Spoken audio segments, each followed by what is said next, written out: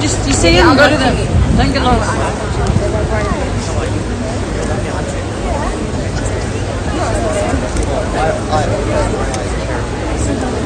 I was with Junaid and my mom.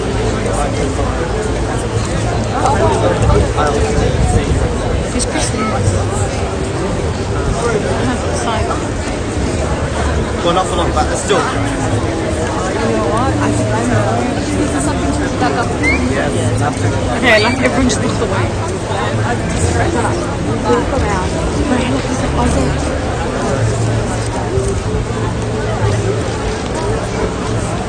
See, everyone just wishing us I'm just going to ask once again if media could step a little bit further away. We really want community sitting here. We've got Alright, let's go. our kids to sit on the floor with us. This is a moment for our community, for our morning, and please respect that. A little bit further away, move over to the side. This is what we're here for today, is for community. And I know that about that. But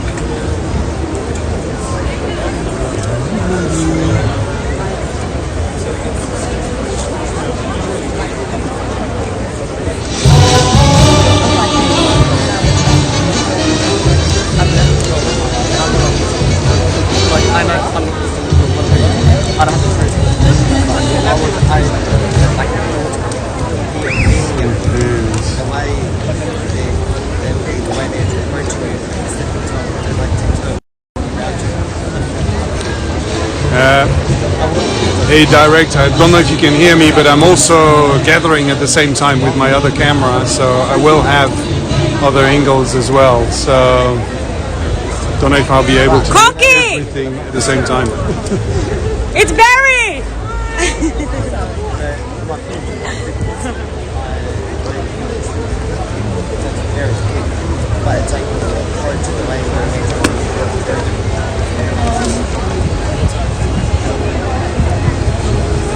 Free, free Palestine! Free, free Palestine! From the river to the sea! From the river to the sea! Palestine will be free! Palestine will be free! Palestine will be free! Palestine will be free! Palestine will be free! Palestine will be free! Palestine will be free! Palestine will be free!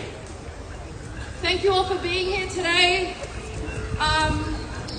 I almost shouldn't really say thank you, but I think that's needed right now. I think we need community, we need exposure, we need to be out here for everyone to see.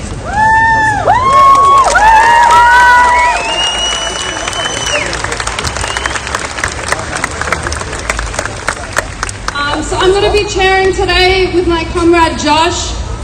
If you haven't heard of us, we're the Palestine Action Group. We hold rallies every year, several times a year, and you should show up to every single one of them until Palestine is free.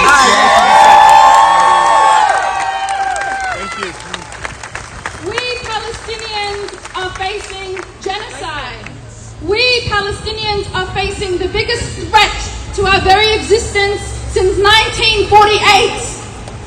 And while the root cause of the threat to our existence is Zionism and Jewish supremacy, what we are seeing is an international complicity in Israel's aggressions and a global consent of enabling genocide against us.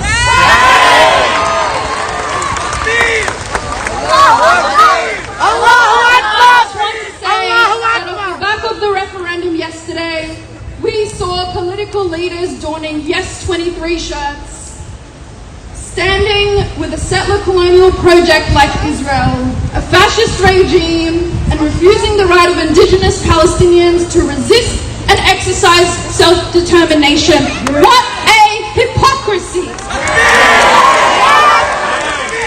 We're going to have lots of speakers today who are going to be talking about everything I've just mentioned and more, but it is so important that we are here to express our outrage, to to demand that so-called Australia cut ties with Israel right now. We cannot wait. It needs to happen right now. I'd like to acknowledge that we're all meeting and mourning today on stolen land. It is not a coincidence that the Australian colony stands so brazenly with Israel.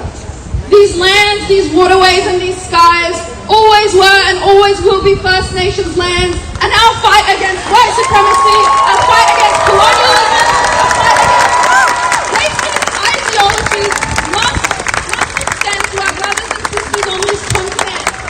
In the spirit of 50 plus years of blackfella and Palestinian solidarity, I'd like to invite our first speaker, my good friend Ethan Floyd. Ethan Floyd is a descendant of the Wiradjuri Desert Warriors who were among the first to experience and resist colonization, and the storytellers of well-won country.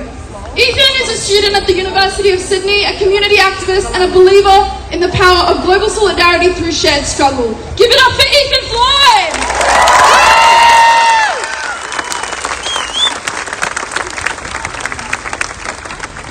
Always was, always will be. Always was, always will be. Always was, always will be. I want to thank Rand and the community for inviting me out here to speak today. My name is Ethan Floyd. Like Rand said, I'm a descendant of the Wiradjuri and the Walewan people, the first storytellers, the first activists, and the first resistors on this continent. Because I'm not of this place, I offer this to the Gadigal people and those native language. We say Yamangindur Maranga Wanabulagu. The Gan Mujara Yama Gadigal, Maini Iora, Gurumbang Gujgawa Yawu, the Gan Bawamalia, Gindangara Yamandu, Guragambalan. That means we acknowledge these people, we acknowledge their struggle, and we acknowledge the resistance of Gadigal elders throughout the years, throughout the decades, and throughout so much oppression that they face from the government. As we reflect on the past few months, what's evident to me is that First Nations people here in Australia and Palestinians around the world are joined in our shared struggle for liberation.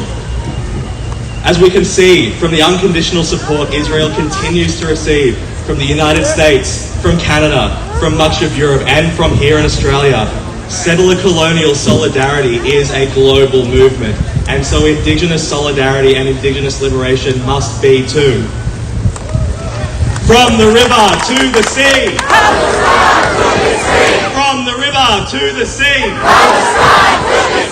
We cannot think about the struggle of Palestinians and those living under Israel's brutal occupation without also considering the struggle of First Nations people on this land. Yesterday was an agonizing day, but it was a galvanizing day. It confirmed two things for us. One, that Australians have failed the judgment test time and time again in its outrageous treatment of First Nations people and its inexplicable siding with a settler colonial state such as Israel. And two, that we as First Nations people have yet again failed the judgment test by placing our faith in Australians. We should not, and you should not, place your faith in Australia. Now we're under no illusions about the kind of settler colonial project we live under. It is one which rejects any offer from First Nations people to correct the past injustices. It is one which is steadfast in its denial of that which we as First Nations people are entitled to. And it is one which has said to us, once again, what it has always said to us: you are not welcome here, you do not belong here. Shame! It is the same message which Israel is sending to Palestinians, except white Australians have sent their message on a ballot paper. Israel sends theirs with rockets. Shame. Mandela wrote in The Long Walk to Freedom that it is always the oppressor who dictates the terms of the struggle, never the oppressed.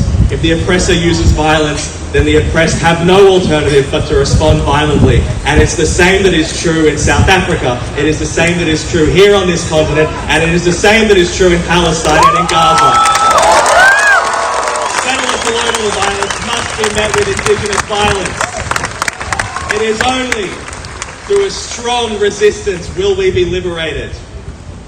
To our Palestinian brothers here today living in the diaspora or caught in Israel's campaign of annihilation, we say this. From Gadigal to Gaza, from Wiradjuri to the West Bank, from your Nakba to our invasion day, we are bonded in our shared struggle and our determination to liberate ourselves from colonial oppressors. I want to leave you today, whether you are Palestinian or First Nations, with some commandments, some guides for the coming struggle handed down to us in 1969 by Ujjuru Nunakabal to guide you through what is sure to be a difficult and sustained struggle. Please repeat them after me. Thou shalt gather thy scattered people together. Thou shalt work for black liberation. Thou shalt resist assimilation with all thy might. Thou shalt not become a black liberal in a white society. Thou shalt not uphold the white lies in a black society. Thou shalt take back land stolen from thy forefathers. Thou shalt meet white violence with black violence. Thou shalt remove themselves from a sick white society. Thou shalt find peace and happiness in a stable black society. Thou shalt think black and act black. Thou shalt be black all the rest of thy days. Free, free Palestine! Free, free Palestine! Free, free Palestine! Free, free Palestine! Always was, always will be! Always was, always will be! Aboriginal land! Aboriginal land! Always was, always will be! Always was, always will be! Aboriginal land! Aboriginal land! Thank you, free Palestine!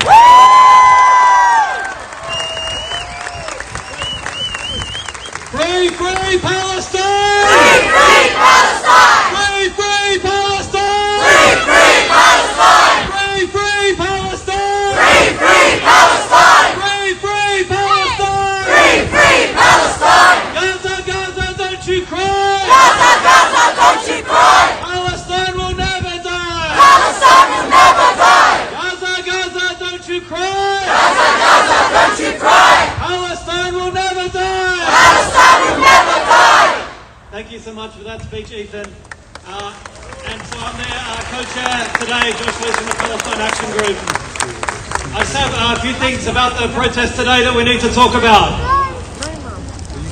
We've already heard from Rand earlier and from Ethan. We know about the disgusting complicity by which Western governments are supporting the crimes of Israel. We know right now the United States, the United Kingdom are sending extra naval vessels to support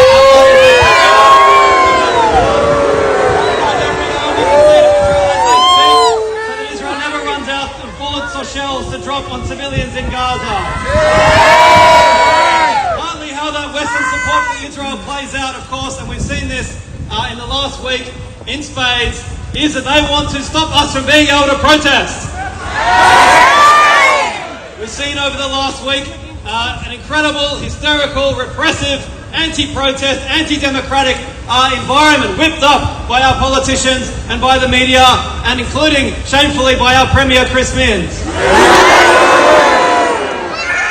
Now, we need to be very clear about this. We will not stop protesting for Palestine. Nothing will ever stop us from protesting for Palestine. We will never stand by and watch a genocide take place and do nothing. Now, we know that it is one of the longest and oldest tricks in the book, if you like, is to slander Palestine activists as being anti-Semitic. We have to be very clear about this. Our movement is absolutely against anti-Semitism. We denounce fighting for. Ours is a movement against racism. That's exactly what we're fighting for.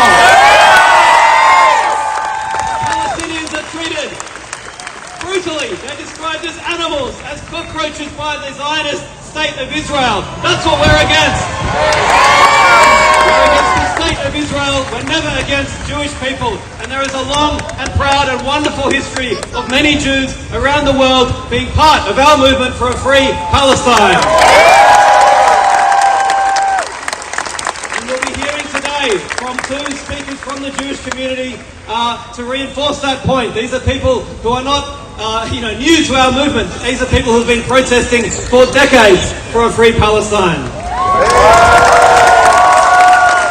So we have to be clear today. As I said, even if we do everything absolutely 100% perfectly, the media will denounce us as anti-Semites anyway. We know that's true.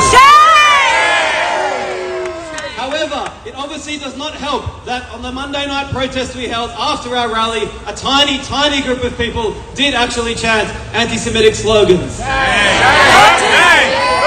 So we have to be totally clear that today and for every future protest, none of that will ever happen again. And if anyone even begins to chant such slogans, everyone around them must and will tell them to shut up. That this is not what we're about. Doing that is not only wrong and racist in its own right, as we know, it massively harms the Palestinian cause for people to do that. It gives the media, who want to denounce us anyway, a free kick, which we definitely do not want to give them. Anyone who is a true supporter of Palestine would never make such a chant. Okay. On another vein, we know the media and the police and the government are looking for any excuse to try to crack down on our right to protest. So that's another thing we need to be very clear on today. Today we must be disciplined, we must be very peaceful, and that's true even if people try to provoke us, and we can't rule that out. So there will be people today who try to cause trouble, who try to, pretend they're part of our protest while here to cause trouble, or people who come from outside trying to provoke us. We need to be very clear, we need to be very calm, we need to ignore them, we need to be disciplined, because we need to fight and to continue to demand our right to protest in this state.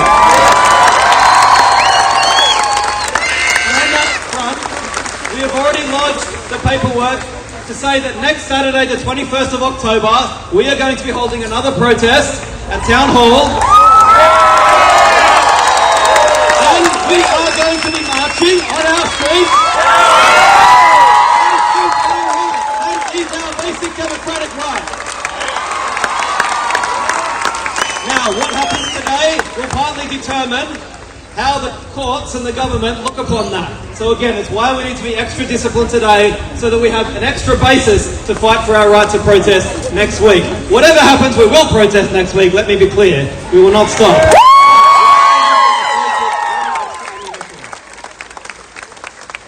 Okay, so thank you for that, and I know everyone here understands exactly what that's all about. So we need to be disciplined, we need to make sure everyone around us is doing the same, so that we can continue to fight forever for a free Palestine.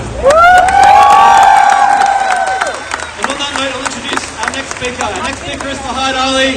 He's a Palestinian, he's an academic, he's a long-running activist for a free Palestine, and he's going to talk to you more now.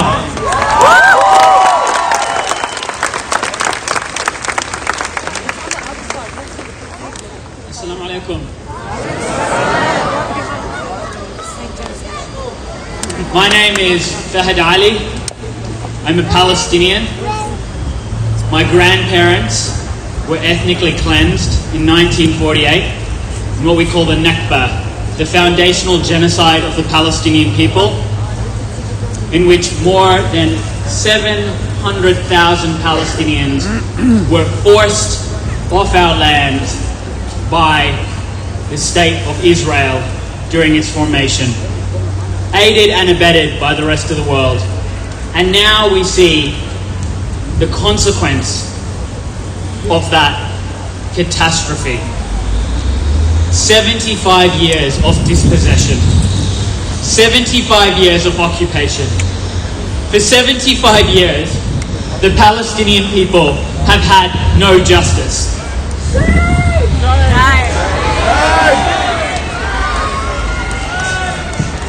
Palestinians have said for decades, we've protested, we've gone out onto the streets, we've called for the international community to intervene. We've tried to shine a light on the horrors that are inflicted upon us.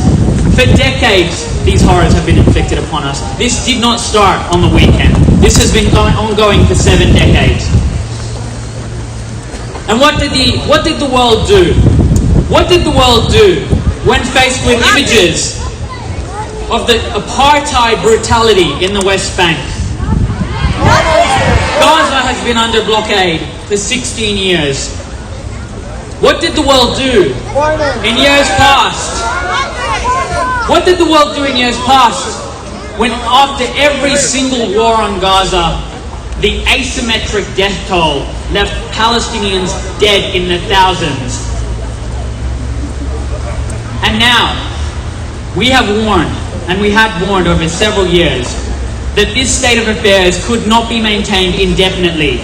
Unless Palestinians were granted freedom, unless we were liberated, unless we had rights to life and liberty, unless we had that, violence would be the obvious consequence, because you cannot keep a people locked up, chained, subject to brutality and occupation and the indignity of the military violence that Israel subjugates us with every single day, and not expect that to somehow come crashing down.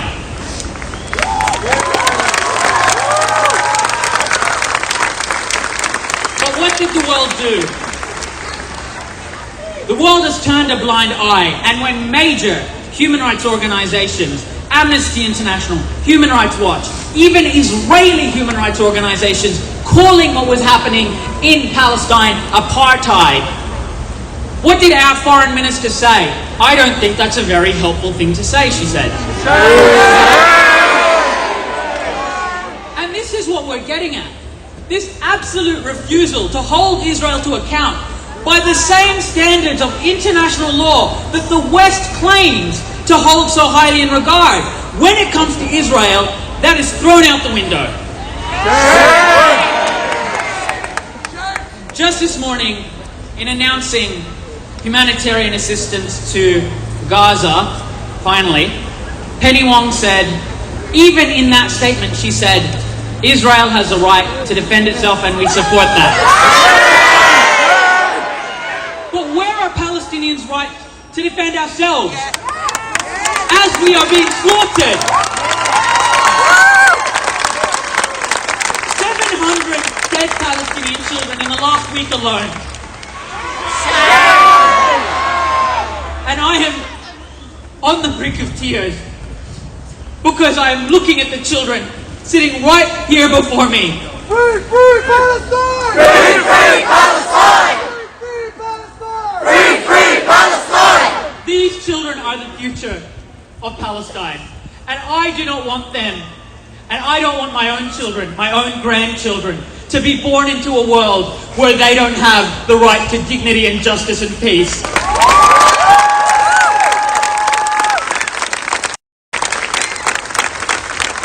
We need to be clear, more than ever. More than ever, we need to call for an end to the occupation, a call for the end to the blockade. We need to stand up against this, and the international community is culpable. And the international community, who is now whipping up racist campaigns against Palestinians. There's calls now in Britain to ban the Palestinian flag.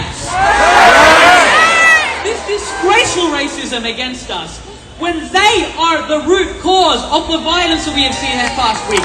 They are the progenitors of that violence. If we want peace, then we need to work towards peace. We can no longer claim to desire peace, claim to desire a solution, but actually do nothing to move towards it except grant Israel every kind of impunity as they violate every single human rights law that we know of. Enough is enough. And my message to our elected leaders is, you can see, earlier this week, Chris Minns, the Premier of New South Wales, his government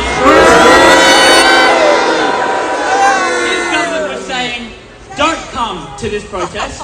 His government was saying we only expect maybe 300 people to turn up. There are thousands of people here. The world can no longer turn a blind eye. And it is a testament to the struggle, the steadfastness of Palestinians everywhere, that we have not given up and we will never give up. And that is exactly why we're all here today. And my message to our politicians is, listen to us. Palestine will be free and a day of reckoning is coming. A day of reckoning is coming where one day in the future you will have to contend with the fact that as a genocide was being perpetrated, you did nothing. And that shame will stain you forever. Thank you.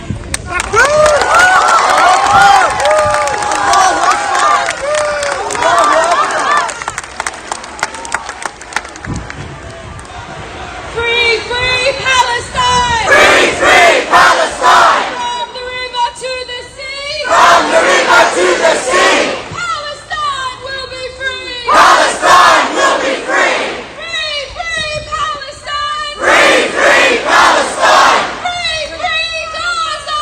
Free, free Gaza! I'd like to welcome our next speaker, Professor Peter Slezak. Peter is a beautiful Jewish old man.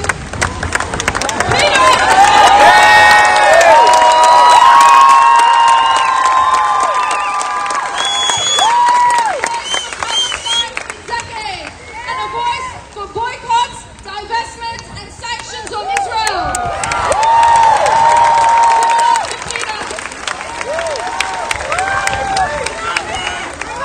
Thank you very much. It's a privilege for me to be here today on this very difficult time. Let me begin by adding some remarks to what Josh said. My parents were survivors of the Holocaust. I think I know anti-Semitism when I see it. I grew up with their stories. I want to pay particular tribute publicly to the organisers of this rally, like every other rally over the years that I've had the privilege to attend and to speak at. I want to pay tribute particularly to the Palestinian community and all of you for clearly and loudly saying each time, as we just did, that we reject anti-Semitism and it's not anti-Jewish to protest the crimes of the State of Israel.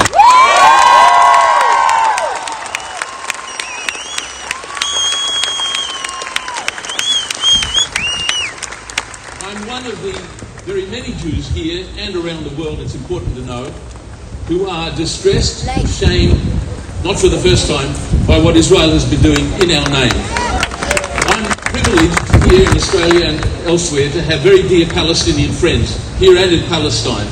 And I'm devastated to see, not for the first time, their anguish, their heartbreak, the horrors and the suffering that they have to endure. But like many Jews, I also have close family in Israel, and I share their grief over the atrocities and loss that they have suffered.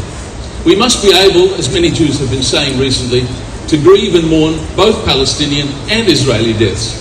Israeli and Western leaders have actually dehumanized the Palestinians, but the response from us cannot be to dehumanize the Israelis. If we lose our moral consistency, we weaken the Palestinian cause.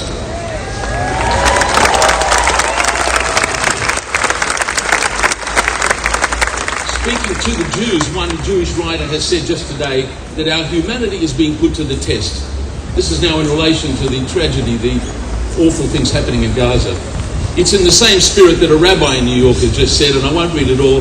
He said that even as we mourn our dead in Israel, we must acknowledge and protest the genocide Israel is currently perpetrating against the Palestinians. He went on to something that he said that if we ignore this reality without commenting and committing ourselves to the cause, without fighting actively for the Palestinian people, we will be complicit in this horrible bloodshed. So, in London and in New York, there are huge crowds of Jews assembling to protest the US-backed Israeli attacks on Gaza. They're chanting, not in our name, and I'm proud to stand with them and with you in solidarity with the Palestinian people.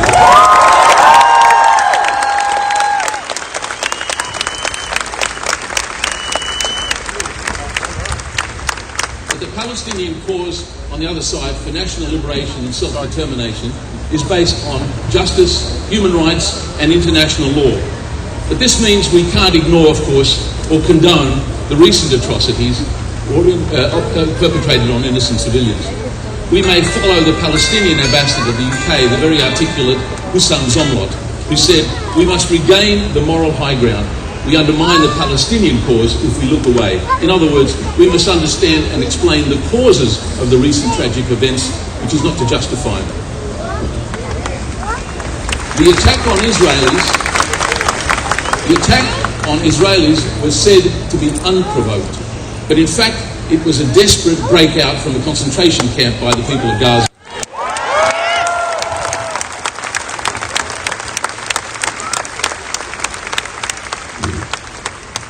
The world only pays attention when Israelis are killed and Palestine resists. But the tragic suffering of Gaza and Palestine didn't begin last week. The people of Gaza have been under the most brutal, inhumane and illegal blockade. It's a crime in international law for the past 16 years. Gaza's caged population has been traumatized beyond endurance. What did Israel and the world community expect? How can you trap 2-point-some million people in Gaza, half of whom are children, in one of the most densely populated places on the planet for 16 years?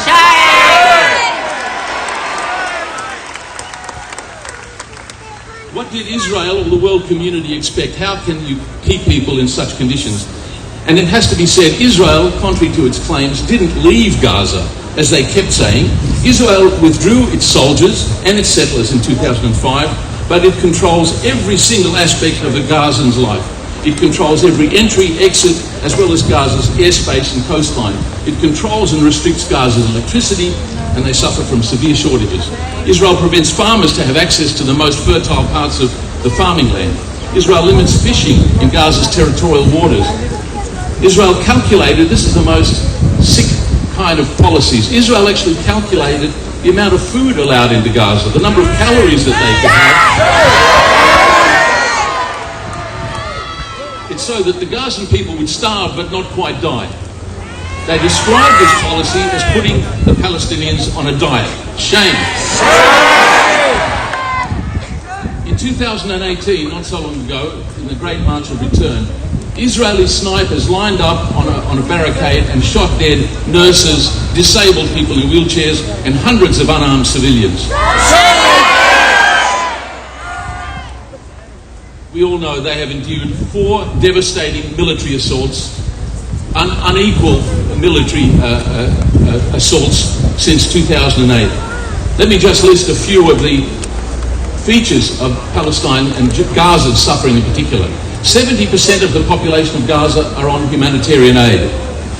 40% are unemployed.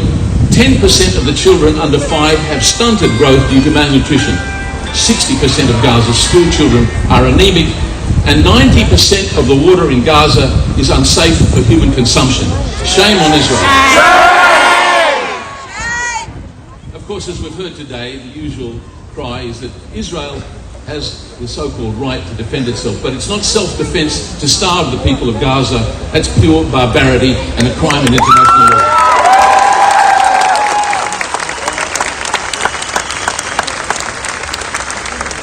And the suggestion that there's no provocation, maybe all of this could be seen as provocation. In fact, it amounts to collective punishment under international law. And the civilian population is being persecuted and treated as under the crime of the 4th Geneva Convention. This is under the watch and the protection of the governments, including our own. Shame. Of course, we ask, how long did the world expect Palestinians to endure this brutality and dehumanization? And of course, as has already been said, it's not just Israel, but Western governments and complicit media, including our own, who are to blame. Their silence and indifference to the desperate suffering of the Palestinians is a direct cause of the recent events. Let me talk about the recent events quickly before I wind up. The present assault on Gaza is, of course, not a war, but a cowardly act of terrorism. It's perpetrated by the most sophisticated military force against a defenseless population. Gaza doesn't have F-16 jets or Merkava tanks or assault rifles. Israel's Minister of Defense, Yoav Gallant, has openly, publicly admitted they're committing major war crimes. They don't hide their intentions at all. And the world... Besides what has gone before, he's of course called the people, the Palestinians in Gaza, animals, and he announced now the full closure of the Gaza Strip, including cutting food supplies, water, electricity and fuel. These are the most grotesque war crimes. The horrifying images online which we can see, which the world doesn't see enough, and the casualty figures speak for themselves. Entire civilian residential districts are bombed to rubble. This is not targeted at Hamas or anybody else. This is a devastation of the civilian population, as we can see. It's a shocking fact, I just read, that Israel has dropped more bombs on Gaza in 6 days than the US dropped on Afghanistan in 1 year. To their credit to some of the Jewish activists that I follow and admire, the Israeli scholar and activist Jeff Halper, he said that Israel is in the process of committing genocide in Gaza. That's no longer hyperbole or exaggeration, and it's abetted by our own government.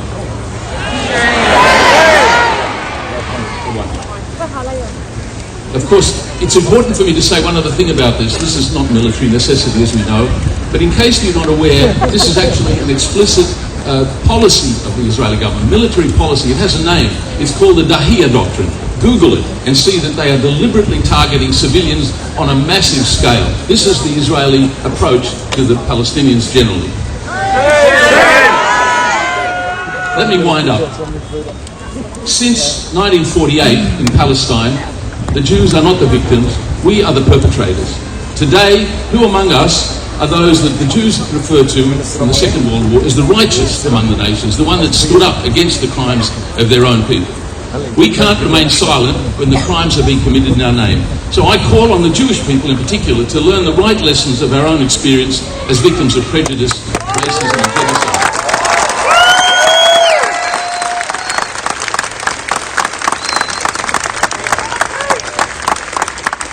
We have this slogan, never again, but never again can't mean just to Jews. It means never again to anybody.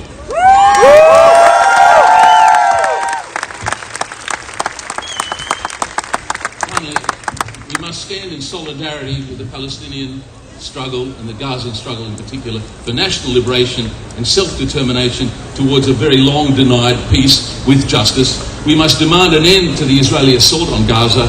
We must have a shared vision for the future of all the people of the region, Israelis and Palestinians alike. And this means from the river to the sea, Palestine will be free.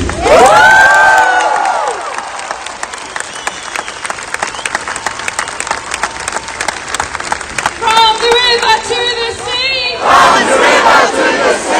Palestine will be free. I'd like to introduce our next speaker, Ramia Abdul Sultan. Ramia is an Australian Palestinian lawyer and the executive committee. She's on the executive committee of the Australia-Palestine Advocacy Network. She's also got family in Gaza, and so please send her the most sincerest solidarity and love right now. Give it up for Ramia. Assalamu alaikum, peace be upon you all. I want to make sure that you can all hear me loud and clear. Let me hear you loud and clear.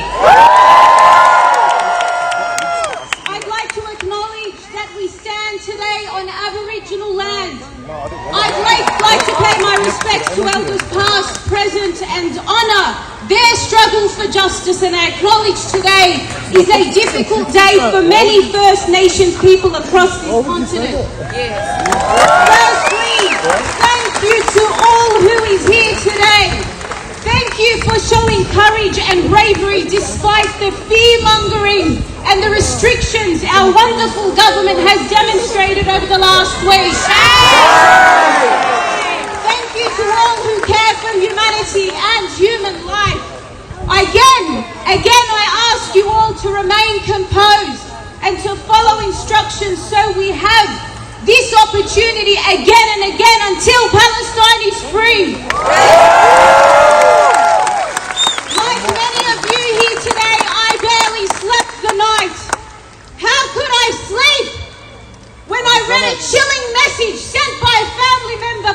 publicly for the last time, and I read her words. My name is Bayan Abu Sultan. I have lived in my beautiful city, Gaza, for 27 years, and today may be my last day. My family and I will not make the mistake of the Nakba of 1948, and we will not leave our home. We are proud of our Palestinian blood until our last breath. I do not forgive the world from east to west for what will happen to us, and I hope our pictures will haunt you all until the end of your life. These are her words.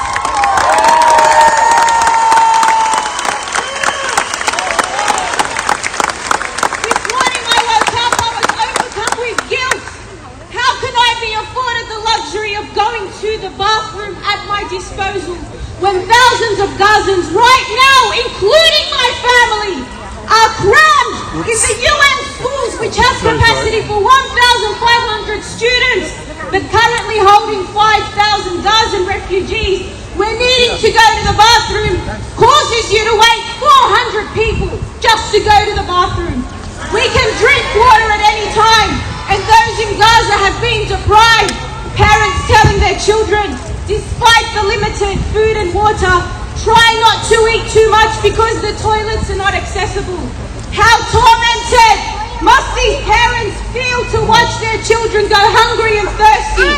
What monstrosity is Israel perpetuating against innocent civilians? Family has told me that parts of Gaza, the Israeli military has proceeded to pour cement into numerous water supply pipes to forever block water. Have you heard of such wicked barbarity anywhere else in the world? I am tired. I am drained. We all know the story. It's been on repeat for 75 years. 75 years of occupation, of oppression, of injustice. 16 years of blockades on Gaza and a complete blockade over the last week. What place in the world has no access to food, medicine and fuel intentionally cut off by an occupier and be allowed to do this by the rest of the world? The world enabling the barbaric, brutal, oppressive action of the occupying colonial force Israel to get away with genocide. As we speak, the world needs to know Gaza is no longer the largest open-air prison. It is a concentration camp. The brutal colonizer is adamant to obliterate the Palestinian population, move them on, and then flatten Gaza to make way for more illegal settlements. There is a clear agenda to see Gaza into a blackout, not only from electricity, but when the phones die, the Gazan population will no longer be able to share their first-hand accounts of the atrocities and the horrors that will unfold on the ground. It will be worse than 1948 with the advanced military equipment and weaponry of today. The Gazan population will be massacred and the world remains silent. Gaza is a refugee camp. Understand this. The Palestinians in Gaza don't belong in Gaza. They once fled their homes in what we call Israel today. They are going to be displaced yet again and become refugees for the second, third, fourth, 10th time. The world, including our government, must not grant Israel impunity and disregard the international human rights laws in place. I leave you all with a message of hope, with a message to not feel helpless and to not despair. God chose us to be here. We need to play a part in putting pressure on the Australian government and the whole international community to call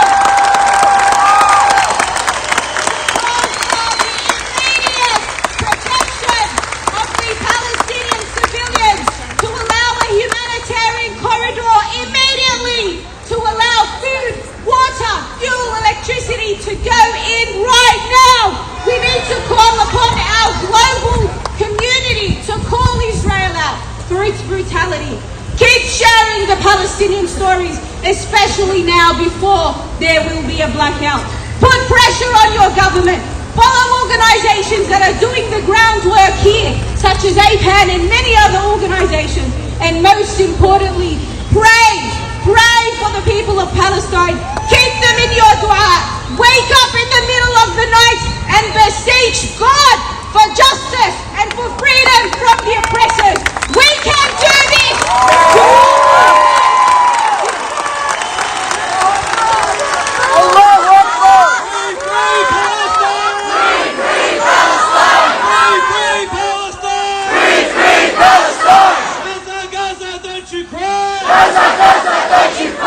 Palestine will never die! Palestine will never die! Gaza, Gaza, don't you cry! Gaza, Gaza, don't you cry! Palestine will never die! Palestine will never die! Israel, USA! Israel, USA!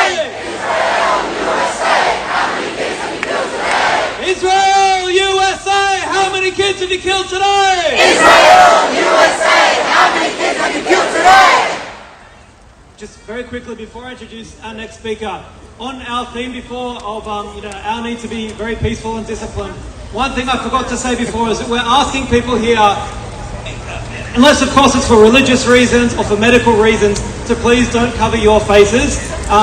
If people come in with their faces covered, it just makes it easier, as I said before, potentially for people wanting to cause trouble, infiltrators who pretend to be part of our cause but who are not, to do that. So please just keep your faces clear as possible. Thank you, everyone. Okay, our next speaker is Michelle Birkin. She's from two Jewish organizations, from Jews Against the Occupation and also an anti-Zionist Jewish collective called Zedek. Her grandparents survived the Holocaust, and she's here again to talk to us about the Jewish support for the Palestinian freedom. Thank you, Michelle.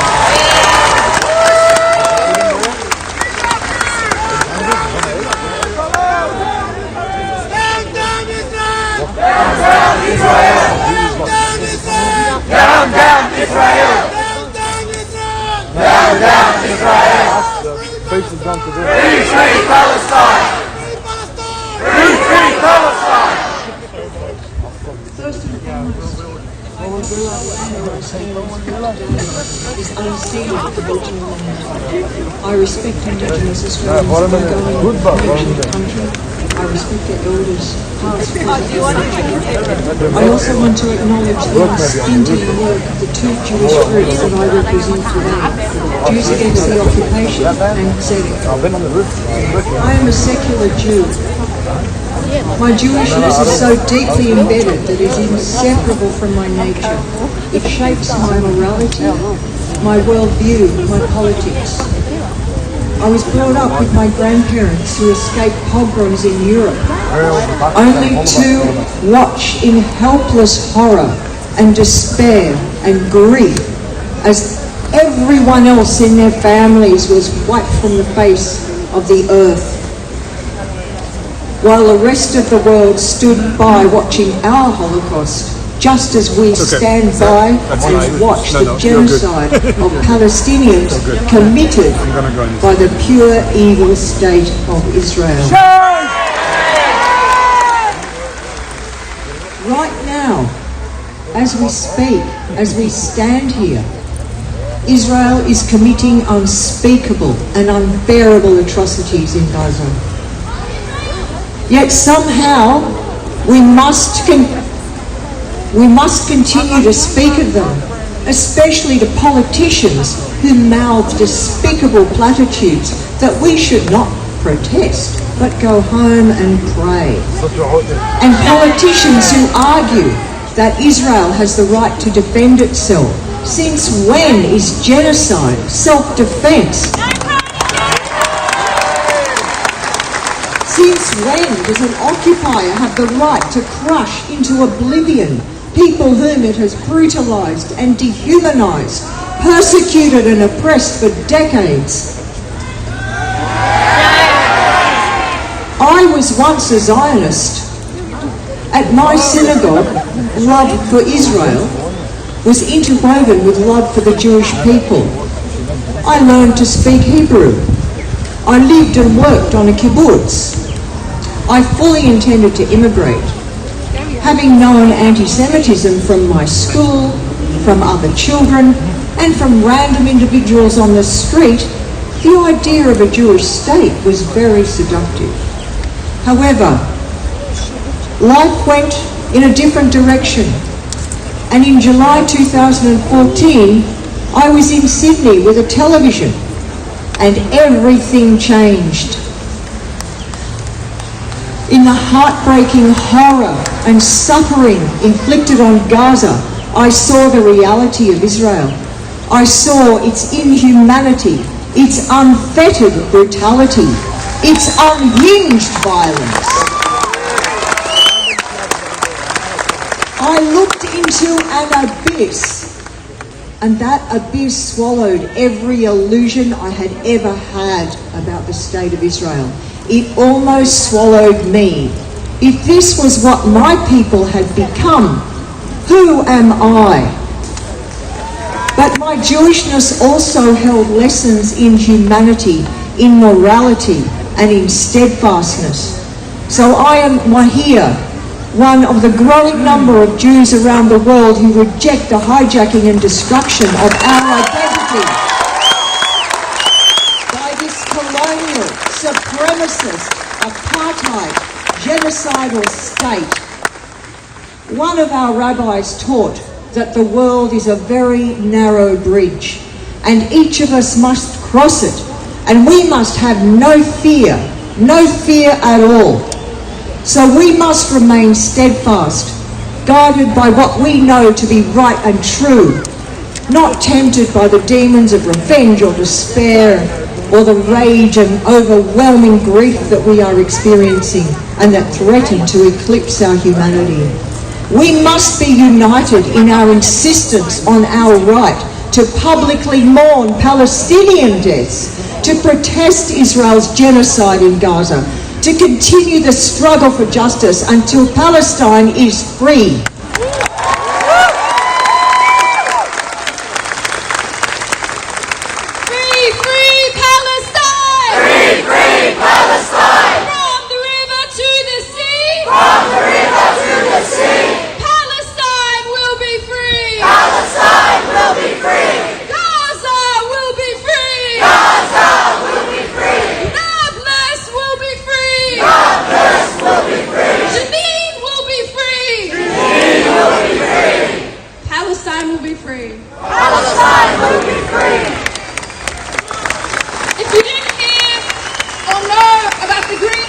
On Palestine that was recently released just a